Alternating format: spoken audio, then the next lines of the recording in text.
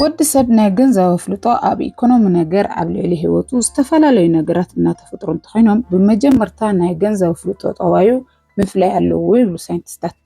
እዚ ዝኾነሉ ምኽንያት ርክባት ንስድራ ቤት ንባዕልና ብዘለና ተሓሳስባ ኣብ ልዕሊ ኩሉ ነገር ናይ ገንዘብ ኣተሓዛ ጠባያት ኣብ መንጎና ኣተወ ዝለወጥ ነገር ስለ ዘሎ እዩ።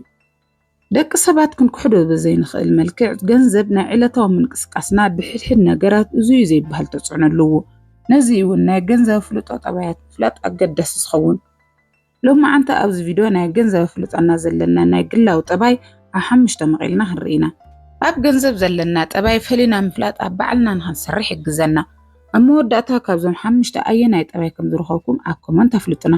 ሰናይ ልቢ እንተሃሊኩም ነዚ ቪድዮ ላይክ ብምግባር ጀምሮ። ነዚ ምሃራይ ቻናል ሓደሽቲ እንትኾንኩም ከዓ ሳብስክራይብ ብምግባር ኣባል ስድራ ቤትና ይኹኑ። ኩላትና ብገንዘብ እንሰርሕን እንግልገልን ዋላ እንተኾና ናይ ገንዘብ ዘለና ኣረኣያን ዘለና ናይ ኣተሓዛ ፍልጦ ዘለና ግና ብፍጹም ዝተፈላለዩ እዩ። ሎማዓንቲ ኣብዚ ቪድዮ 5 ዝተፈላለዩ ጠባያት ክንዕዘብ ኢና። ካብዞም 5 ናይ ገንዘብ ፍልጦ ማእኸል ቀዳሞት ደፋራት ይበሃሉ። እዞም ሰባት ብገንዘብ ንባዕሎም ወይ ንነብሶም ናብ ሓደጋ ዘቃልሑ ዓይነት ሰባት እዮም። ምክንያቱ ተዳፈርቲ ሓደ ነገር ምግባር እንተደልዮም ኣብቲ ኩነታት ዘሎ ኣስጋኢ ወይ ሪስክ ብምፍራሕ ንድሕሪት ይብሉን። ተዳፈርቲ ኣብ ከተማ ዝተኸፍቱ ሓደሽቲ መዘናግዒታት፣ ምግብታት፣ ካፌታት ካልኦትን እንተሃልዮም ከይዶም መሞከር ይደልዩ። ሓደሽቲ ናይ ቢዝነስ ሓሳባት እንተሃልዮም ገንዘብ ኣውፅኦም ምፍታን ኣይፈርሑን። ሕጂ ኣብ ዘለዎ ከተማ ወይ ሃገር ዘየለ ሓደ ዕድል ኣብ ካልኦት ከተማ ወይ ሃገር ከም ዘሎ እንተፈሊጦም ጉዕዞኦም ጠቕሊሎም ንምኻድ ዝኾነ ግዜ ወስድሎምን። በቲ በለ በቲ ንሓደ ነገር እንተልዕሎም ብውሳኖኦም ምክንያት ክኸስርዎ ዝኽእሉ ገንዘብ ሓሲቦም ንድሕሪት ክምለሱ ኣይረኣዩን።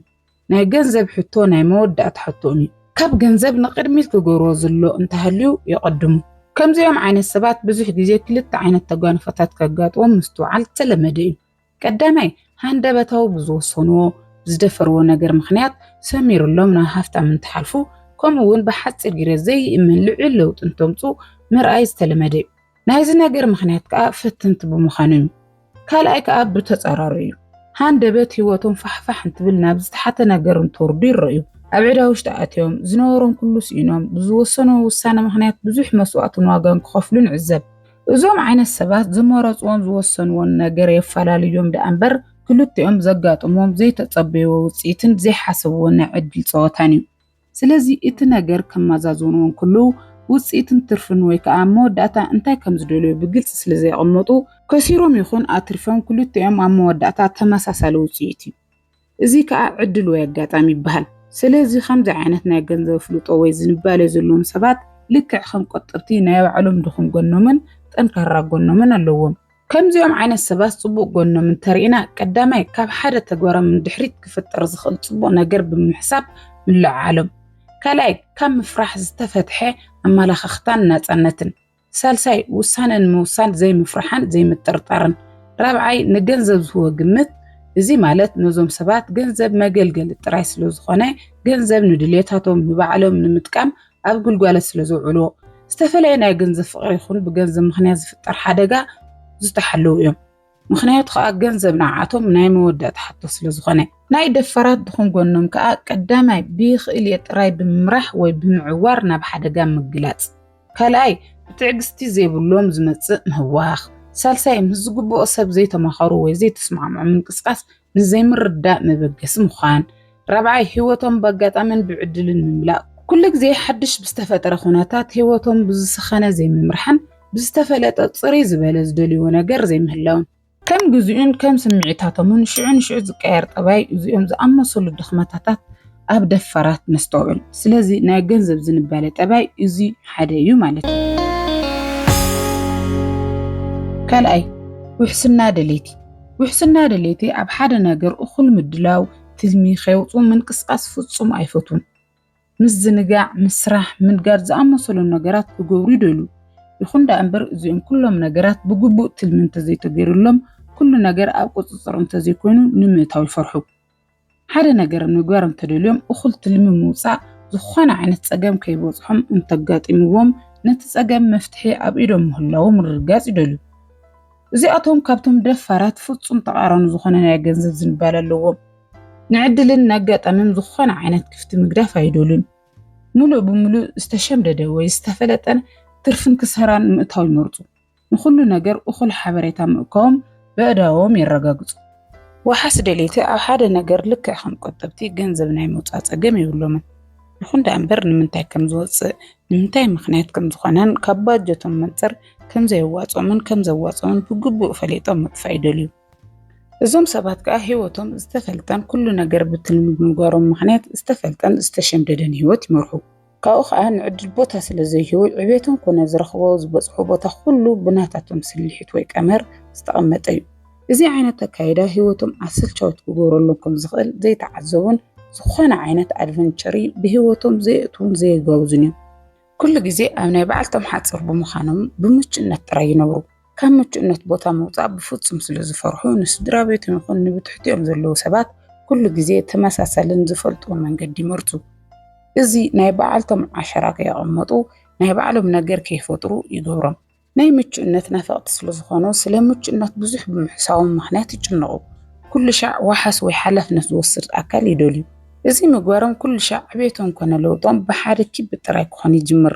ቁልጡፍ ዝኾነ ለውጢ ይኹን ቁልጡፍ ዝኾነ ዕቤት ክፍጠር ኣይኽእልን። ምክንያቱ ከዓ ዝኾነ ሓደጋ ንምድፋእ ድሌተኛታት ስለ ዘይኮኑ እዮም። ምክንያቱ ዝኾነ ሓድሽ ነገር ኣይፍትኑን። እዞም ሰባት ኩሉ ሻዕ ልክ እዮም፣ ግና ኣብ ሂወቶም ዘይተመልአ ነገር ከም ዘሎ ዝስምዖም ዘይዓጉ ዓይነት ሰባት እዮም። ወሓስ ደሌቲ ልክዕ ከም ካልኦት ናይ ባዕሎም ድኹም ጎንን ጠንካራ ጎንን ኣለዎም። ጠንካራ ጎኖም እንተልዕልና ቀዳማይ ንሓደ ዝተለምዎ ገንዘብ ንዝመጽእ ዕድል ስለ ዘየባኽንዎ ብገንዘብ ኣዋፃፅኦም ዝተኣመኑ እዮም። ካልኣይ ዝሰኸነ ወይ ዝተረጋግዐ ሂወት ዝመርሑ ብዙሕ ላዕልን ታሕትን ዘይብሉ ናይ ሂወት ስርዓት ዘለዎም እዮም። ሳልሳይ ዝኾነ ትልምን ምድላዋትን ቅድሚ ናብ ሓደ ነገር ምእታዎም ብግቡእ ይጥንቀቑ። ናይ ወሓስ ደሌቲ ድኹም ጎኖም ከዓ ቀዳማይ ካብ ፀገምን ኣልታዊ ነገር ንምሕባእ ናይ ምጭናቕ ዝንባለ ኣለዎም። ካልኣይ ካብ ፀገም ዝወፅሉ ኩነታት ንኸመዓራርዩ ብዘየድሊ ፅንዓት ግዜ በዘየግባቡ ምብኻን። ሳልሳይ ንናይ ሂወት ኣጋጣሚታት ሓደጋ ይኹን ክፍተታት ዘይተዳለወ ኣእምሮ። ራብዓይ ኩሉ ኣብ ትሕቲ ቁፅፅሮም ንምግባር ዓሚቕ ድሌት፣ ካብ ተፈጥሮ ዝሓለፈ ምቁፅፃር፣ ልዑል ዝኾነ ናይ ፍርሓት ናይ ስግኣት ስምዒት ምንባር።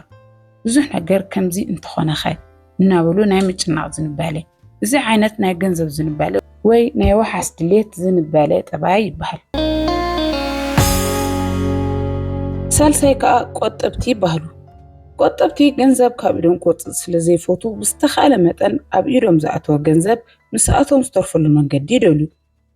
ቆጠብቲ ብግልፂ መንገዲ ንሕድሕድ ንንእሽተይ ሳንቲም ከይተረፈ ኣቓልቦ ዝህቡ እዮም። እዞም ሰባት ናይ ገንዘብ ዋጋ ዝተረድኡ ዝስምዖም እዮም። ገንዘብ ኣብ ኣካውንቶም እንተተቐሚጡ ወይ ከዓ ከም ዘለዎም እንተተሰሚዕዎም ሓጎስ እቲ ገንዘብ ዝገዝኣሎም ዝኾነ ይኹን ነገር ዝሓሸ እዩ። ስለዚ እዞም ሰባት ብዙሕ ግዜ ኣብ ሂወት ውሽጢ ሃብታም ዝብል ኣካኺቦም ይኹን እምበር ዝሓመቐ ዝዝሓለ ናይ ሂወት ስርዓት ዝነብሩ እዮም።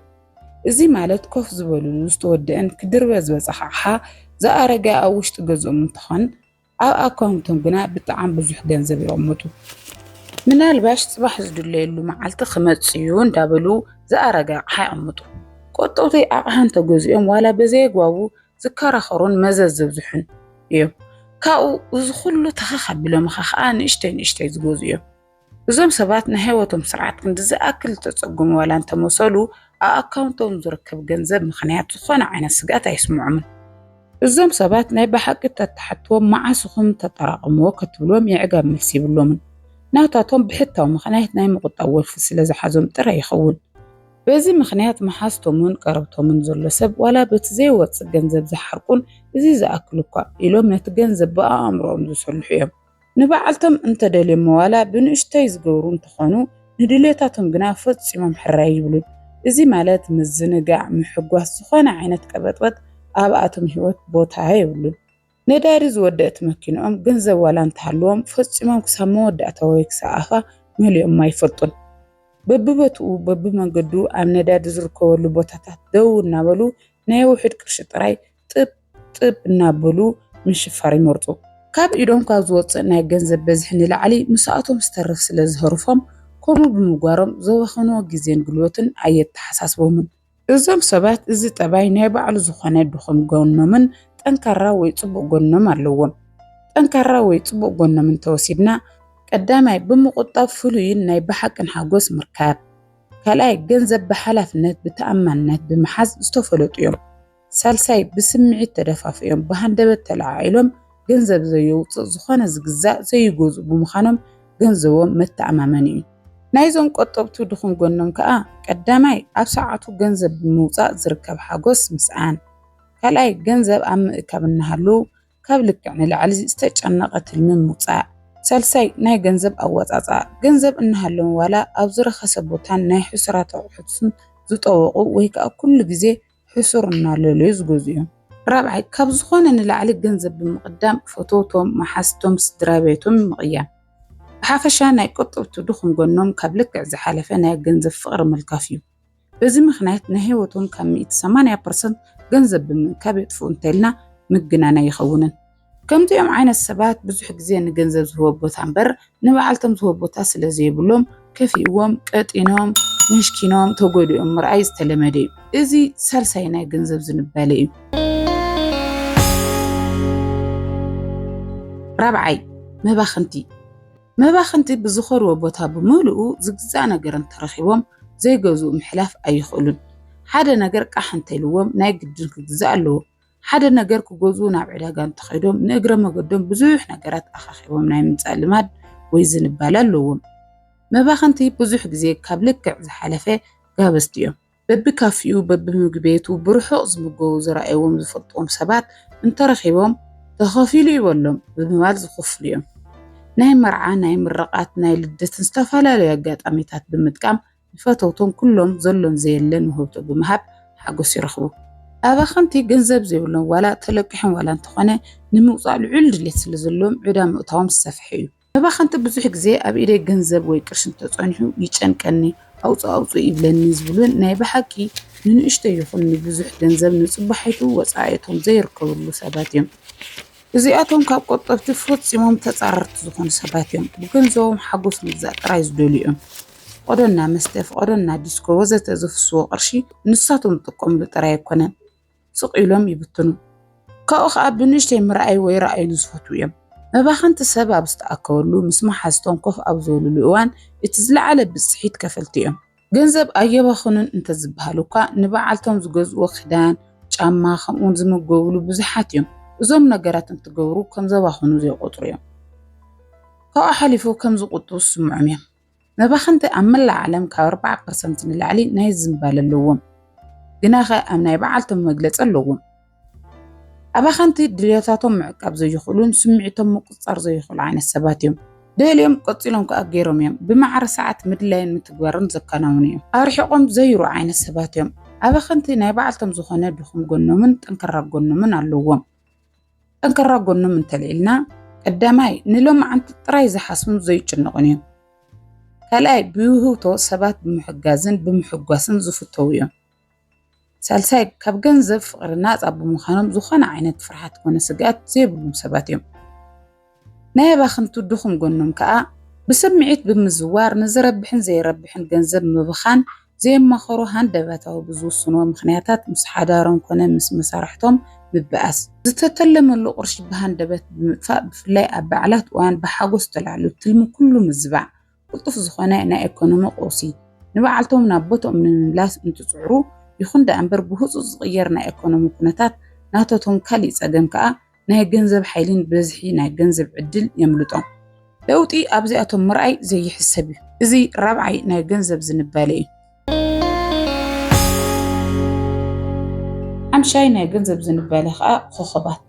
እዚኣቶም ስለ ገንዘብ ትኽክለኛ ናይ ገንዘብ ምርዳእ ኣለዎም ዝበሃሉ ፅቡቕ ናይ ገንዘብ ዝንባለ ዝስዕቡ እዮም። እዚ ቪድዮ ከነዳልወን ከለና ልክዕ ከምዚኦም ኮኸባት ጠባይ ተማሂርኩም ሚዛናዊ ዝኾነ ሂወት ንኽትመርሑ እዩ። እዞም ዓይነት ሰባት ኩሉ ግዜ ብዝበሃል ብርኪ ካብ ዓለም ሃብታማት ወይ ከዓ ኣብ ሃገራቶም ኣብ ዘይትካእ ዝርዝር ኣስማት ዝፅውዑ እዮም። ኩሉ ግዜ ብዛዕባ ገንዘብ ዝምልከት ሚዛናዊ ዝሓለወ መረዳእታ ዘለዎም እዮም። ገንዘብ ኩሉ ግዜ ሕማቕ ሓለቃይ ግና ኸ ፅቡቕ ባርያ እዩ። ስለዚ እዞም ዓይነት ሰባት ካብ ኣርባዕቲኦም ዓይነት ሰባት ፅቡቕ ጎኒ ጥራይ ዝኣኻኽበሎም ዓይነት ሰባት እዮም። ዝተውሃቦም ኣእምሮ ዝኾነ ዓይነት ሕማቕ ከይብሉ ገንዘብ ምእታውን ምውፃእን ዝተመከሩ እዮም። ንምውፃእ ኣይሓፍሩን ግና ኸ ብግዲ ኩሉ ግዜ ኣይውፁን። ሓላፍነት ይወስዱ እዮም ወይ ሪስክ ቴከር ወይ ደፋራት እዮም። ግናኸ ዝደፍሩሉ ናይ ገንዘብ በዝሒ ካብ ዘለዎም ናይ ገንዘብ እንትነፃፀር 100% ዝተሰልሕ እዩ። ልክዕ ንሱ እንተኸሲሮም ልክዕ ከም ደፋራት ናብ ዓዘቕተ ይኣትውን ሪስክ ማኔጅ ዝተገብረ እዩ። ሓድሽ ነገር እንተሞኪሮም ኪሳራ ይኹን ትርፊ ምፅዋር ይኽእሉ እዮም። ካብ ዝረኽብሉ 30% ንባዕሎም ንገዛ ንመኪና ከምኡውን ንኽዳን ንዝደለይዎ ነገር ዝጥቀሙ ከምኡውን ብሙሉእ ናፃነት ዝጥቀሙ እዮም። ብሓፂሩ ዝጥቀሙሉ ሃብቲ ኣለዎም። ምናልባሽ እውን ካብ ዝረኽብዎ 10% ዝቁጥቡ ዓይነት ሰባት እዮም። ንሃንደበታዊ ሓደጋ ንዝተፈላለዩ ነገራት ይቁጥቡ። ከምኡውን እቲ 30% ዝኣክል ገንዘቦም ከዓ ኣብ ቁም ነገር የውዕሉ። እዚ ማለት ካብ ስርሖም ብተወሳኺ ገንዘብ ከምፅእ ኢንቨስት ይገብሩ።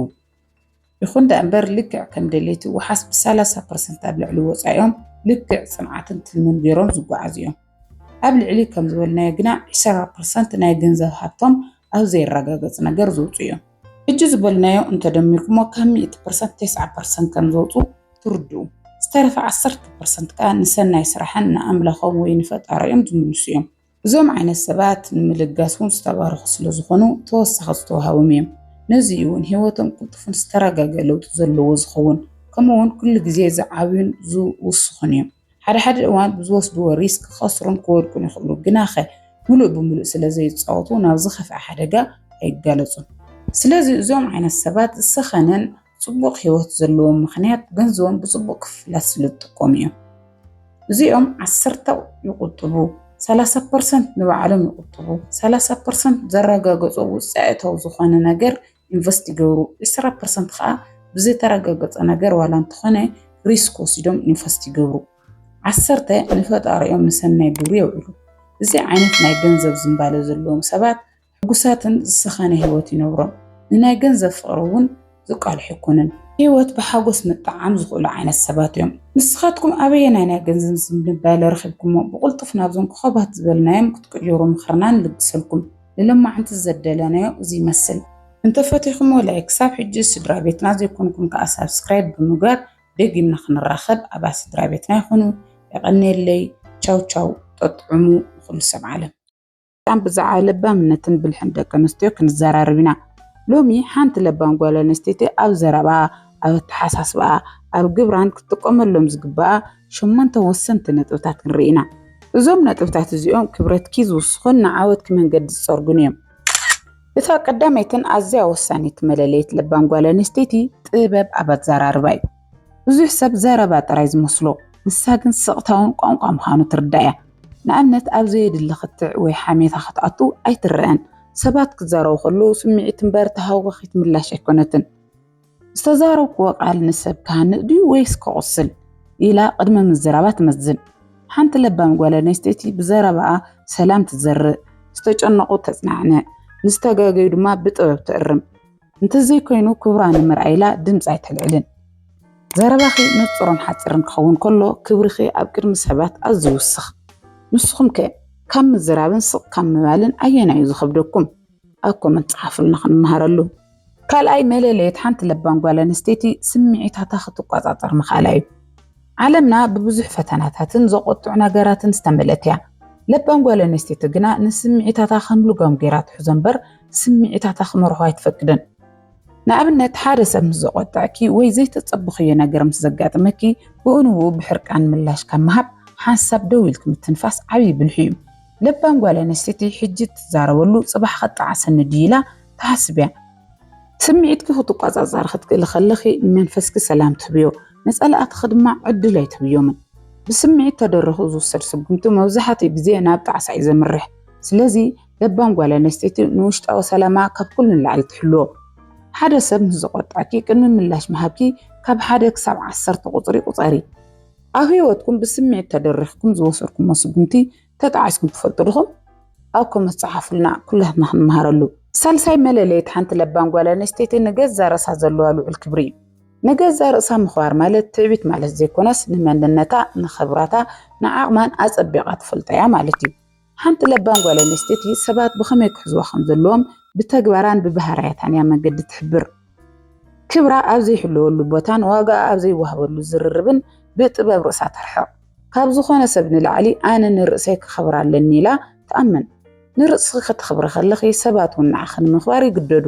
إذا خبر زي دما كاوش تخز من جنبر كاب صباغ قصتي وي كاب اتلوبسي خدان طراي زمصي كونن حانت قال انستيتي نرأسا خبر كلا عيفال كتب تخيليا كل سب نخحط حق سيلكي كبر خيت حسري بزع خبر الرأس خنزارة كلنا نعخنتي مالتي أكو من تكفلنا رابعاي مهللي حانت لبان قال انستيتي ميسترناي معقاب عبي عقمايو إذي عالمنا بورن بحاميتان تملتيا حانتي بلح قال انستيتي قلن لسا ناخدو قاطات تخيليا كل سمعتون زرعتون نسباتاي تورن كلتا ميسترات اللو يتحدنا جزر السخي ميستريو لبان قال انستيتو كل حلنا والقاوت المتاتا ناس درابيتها ميسترن عبا زراي تنطفون ميستركي ميسترك خون كله أسركيو نسوط خيوقنا نسخ أسرتو تخوني يتخلعك ناس سبات ميستريو سبات آمنو ميستروم ككافل خلو يتي ميستر مساخ قبار اللو حانت لبان قال انستيتي بوراي تنبرن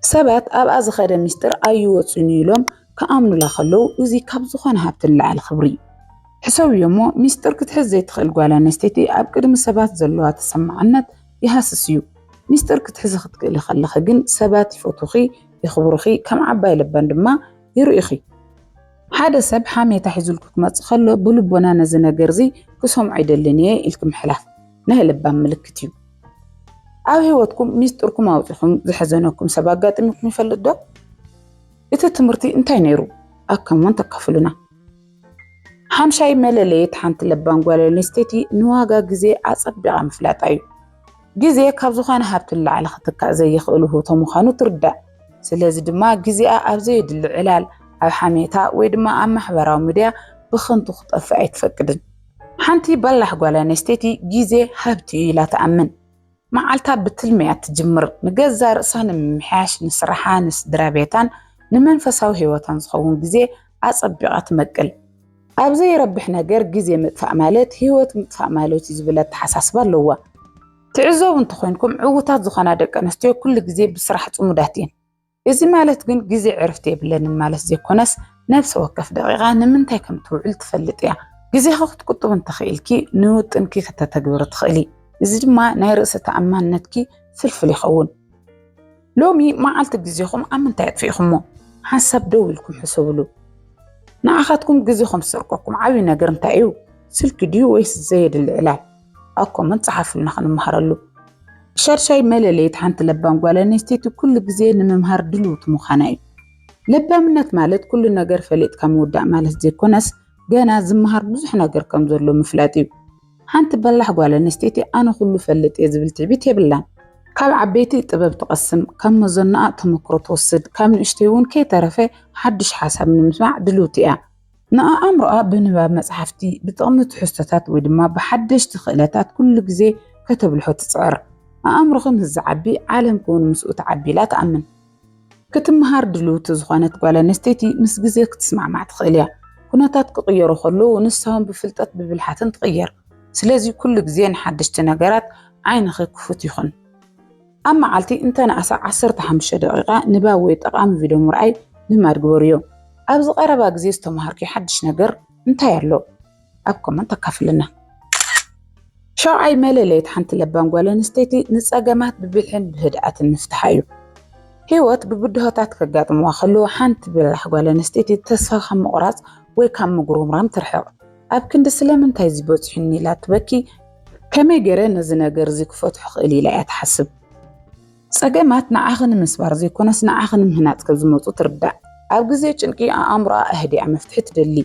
نسا نساقامات ناقز رأسات رايزي كونت نسدرابيتان نعرختان ون كي طرفه مصنع عنعتن من مخارتنيا ببلحي ساقامات كتفتحت خلخي أب كباب خزولو سبات نعاخي خم عند جيروم يريخي إذي جمع ناي لبا منتك عبي مراقا قزيو زخونة ساقام كقاطمك خلو قدم سمعيتا مخانكي 3 خطوص ديوم التخيل مفتحتات أو ورقة صحفي أب هيواتكم ببلحي سفتح خما عبي بدهو اللو ديو نخالقت ممهر خون أكو متصحفلنا شامنا إتنايمو ودأتانا زغل الزدق على لا نحانت الملاليت بانقوالا نستيتي لقاسن دين قاسيت المخاني لبا منت بالحت رايزي كونس نسبات برهرهان بتحتنا المرأيو حانت بلح قوالا نستيتي نخالقت المحقاز نمتبعان ندحريتي تبلن ለጋስነት ክንብል ከለና ገንዘብ ጥራይ ማለት ዘይኮነስ ጽቡቕ ቃል ምዝራብ ምስተሸገሩ ምስማዕ ወይ ድማ ንሓደ ሰብ ተስፋ መሃብ እዩ ካልኦት ሰባት እንታይ ይስምዖም ኣሎ ኢላ ክትሓስብ ትኽእል እያ ሰባት ኣብ ጥቓ ክኾኑ ከለዉ ሰላምን ፍቕርን ክስምዖም ከሎ